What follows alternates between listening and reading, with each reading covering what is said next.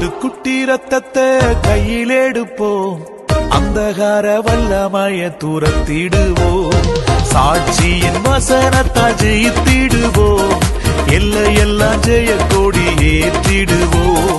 ஆட்டுக்குட்டி ரத்தத்தை கையில் எடுப்போம், அந்தகார வல்லமைய துரத்திடுவோம், சாட்சியின் வசனத்தால் ஜெயித்திடுவோம், எல்லையெல்லாம் ஜெய கொடி ஏற்றிடுவோம்.